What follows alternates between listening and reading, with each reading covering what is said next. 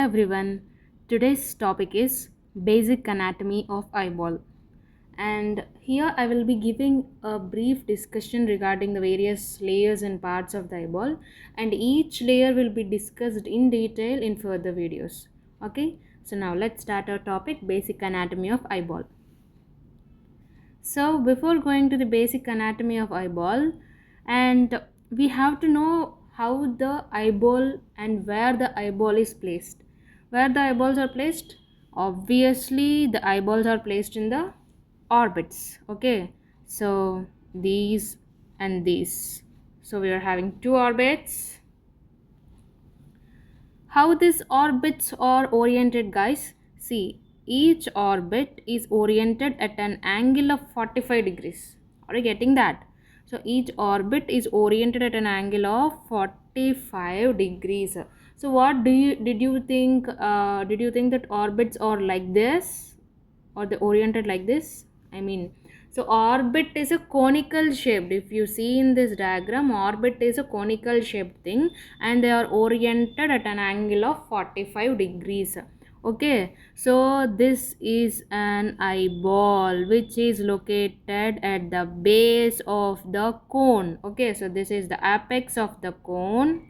Okay, and this will be the base of the cone where the orbit is located, and here you can see a thick cord like structure running. This is the optic nerve which is present within the intraconal space.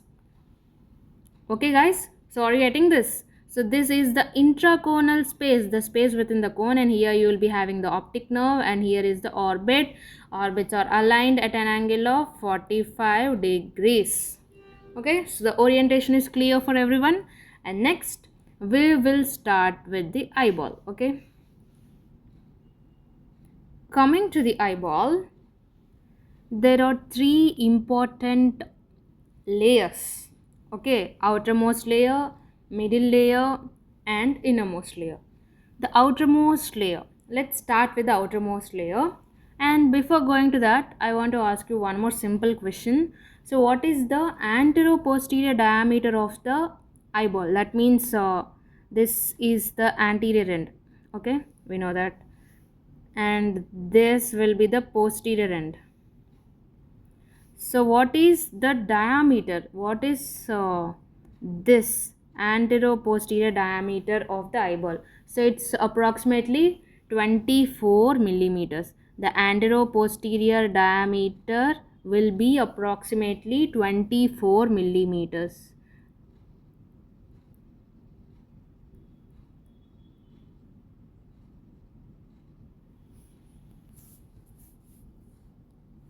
And next, starting with the outermost layer of the eyeball. So this is an overall overview. Okay, see, this is the entire, I think this is not clear. So this is the entire outermost layer, this one, the blue one. Okay, this is the entire outermost layer.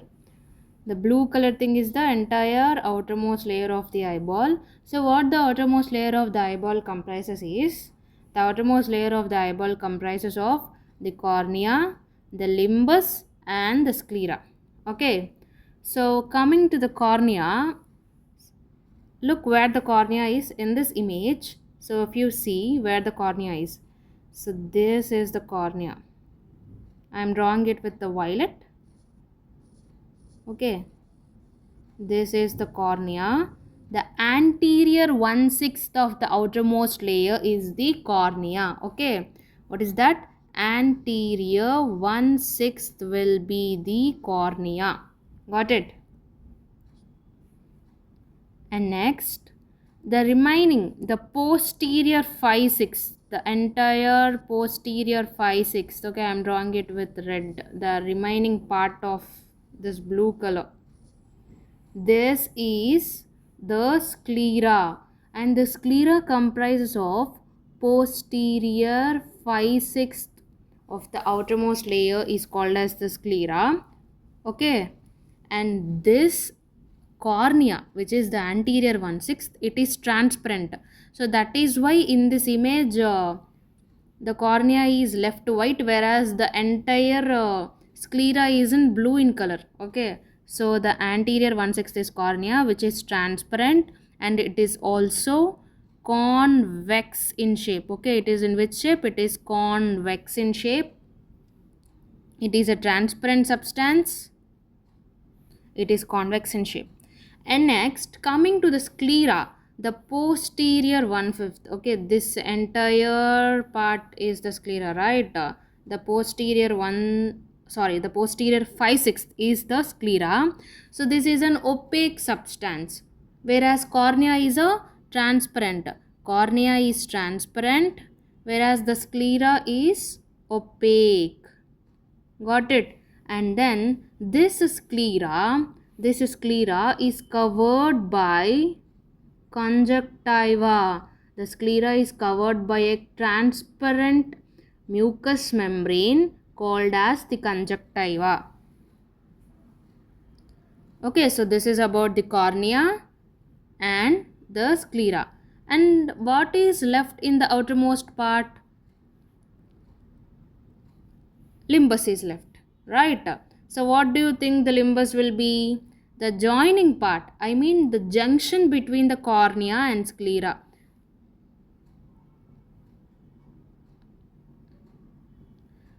So we have seen that this is cornea, okay, and this is all sclera. Are you getting that? Now the junction between the cornea, exactly this part, okay, the junction between the cornea and the sclera is called as limbus. So this part we call it as limbus. It is the junction between the cornea and the sclera. So I will now clearly show you about this cornea. Like here it is just represented as a transparent membrane. See this image. So in this image we can clearly appreciate the cornea as a transparent membrane. Okay, so this is cornea, the anterior 1/6 and the posterior 5/6 is the sclera. Okay, and the junction between the cornea and the sclera is called as the limbus. I hope this is crystal clear. And next, moving on to the middle layer. So what do we discussed as the middle layer? So these are the middlemost layer: iris, ciliary body and choroid. And together, this iris, ciliary body and choroid together, we call it as uvea. Okay, so there may be some conditions like uveitis.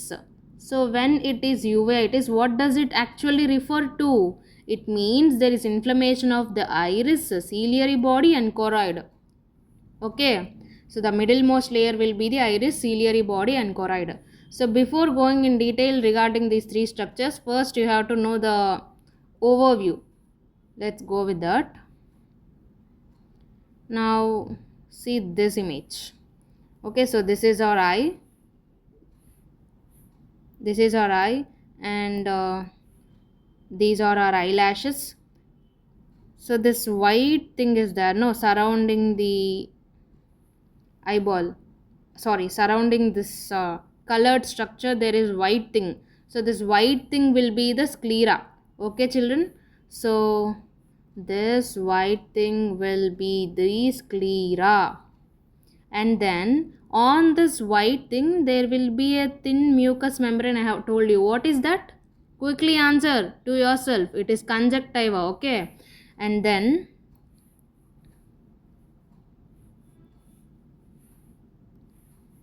see, this colored portion of the eye is called as iris. Got it? This colored portion of the eye is called as iris. Okay, so inside the iris there is an aperture. Okay, what do we call that? Aperture. Inside the iris there is an aperture. So this is that aperture. Inside the iris there is an aperture. This aperture is called as pupil. Okay, so what is a pupil? Pupil is not any structure. Pupil is not any muscle. Okay, it is just a hole. It is an aperture in what? It is an aperture in the iris. Okay, it is an aperture in the iris. Okay, this is the aperture in the iris. So what is the function of the pupil? It controls the amount of light that enters into the eye. Okay, and this mechanism and the functions of each and every part will be dealt in detail in the further videos. Please do regularly follow them. Okay, this is the about the iris, the first one, and pupil is also clear to you. And next, coming to the ciliary body, the second part of our middlemost layer. See, in this diagram, if you appreciate, so in this, where is the ciliary body? See, this red colored structure, so this is the iris as they have labeled, and then this continues as the ciliary body. Okay, so this ciliary body, it gives some ciliary processes. From the ciliary processes arises the zonules or the ciliary zonules. Once again I will draw for you. See, this is the ciliary body giving rise to ciliary processes. And from the ciliary processes arises the ciliary zonules. These are thin fibers. Okay, see. This is the ciliary processes, and from these arising the zonules that are getting attached to that of the lens. Okay, ciliary body, ciliary processes, ciliary zonules getting attached to that of the lens. In detail we will look about this. Now see this image. This is the iris, which is the pigmented portion, and I forgot to say one point. This can be of various colors. We know there are people with blue iris, brown, black, and etc. And the continuation will be the ciliary body. Okay, see, this is the ciliary body. Okay, so from the ciliary body arises the ciliary processes. Are you able to appreciate these things, children? The ciliary processes, these are the ciliary processes, and from the ciliary processes arises the ciliary zonules that are getting attached to that of the lens. See, these are all the ciliary processes, ciliary zonules attached to that of the lens. So this entire thing will be very useful in a process known as accommodation. Okay, this is about the ciliary body and its connecting structures. And also there are two main parts of the ciliary body. What are they? Pars plicata and pars plana. So what is this pars plicata means? Plicata means pleated. So you know what is meant by pleated? That means stepwise. So see this here. See, it is like this, no, in stepwise. That means it has a pleated appearance, right? So that is why this portion of the ciliary body which gives rise to the ciliary processes and the zonules is called as the pars plicata. Okay, plicata means pleated appearance, and the rest of the portion of the ciliary body, that means this one, this portion of the ciliary body. Okay, this portion of the ciliary body is called as the pars plana. And one more important point about this pars plana is, this pars plana is avascular structure. So what is the significance being this avascular structure? If we want to approach into the eye, we can approach through this pars plana to reduce the bleeding because it is a avascular structure. Okay, and what is left in the middlemost layer? Choroid is left in the middlemost layer, and the continuation of this iris ciliary body will obviously be the choroid. So in the anteriorly we will be having this iris ciliary body and all these things. In the posteriorly we will be having the choroid. We will see that in image also. Now see this. Anteriorly we are having this ciliary body, iris and ciliary body, and posteriorly we are having the choroid. See, you can see that red color layer. So why do you think the choroid is in red color? I told that the pars plana is avascular, remember that, but choroid is a highly vascular structure. Okay, so did you get a clarity? Did you get a clarity about these structures? Iris, ciliary body and choroid together they are called as uvea. In outermost we have seen the cornea and then the sclera and then the connection part is the limbus. Whereas in the middlemost we have seen the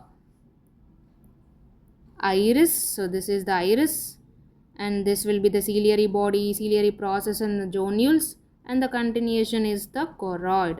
And what is left? Innermost layer.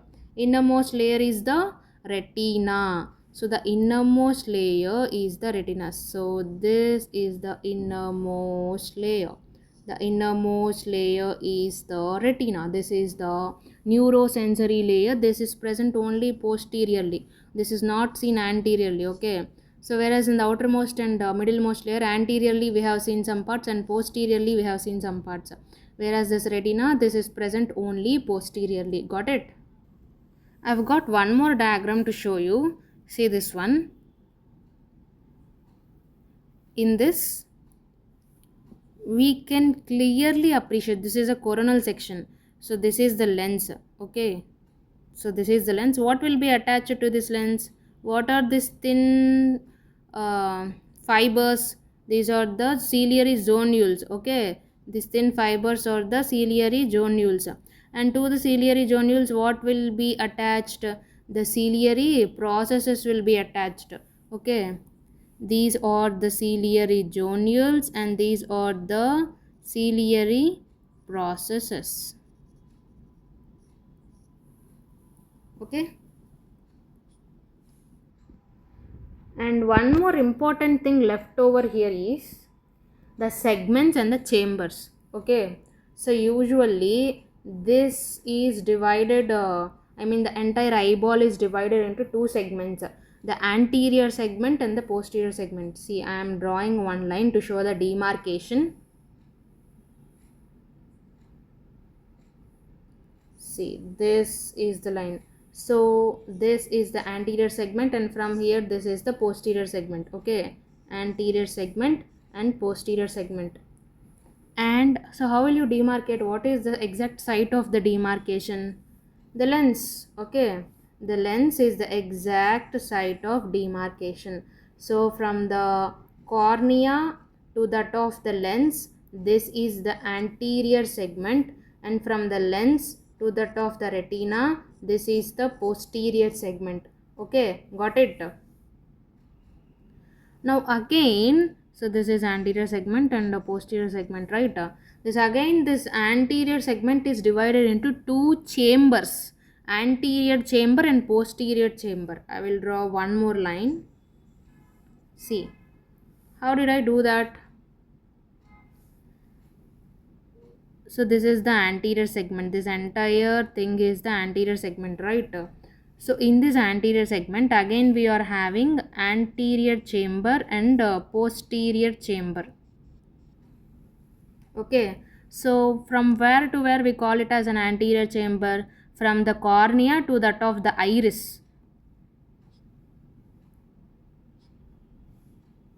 See, from the cornea to iris we call it as anterior chamber, and from the iris, so this is the iris, right?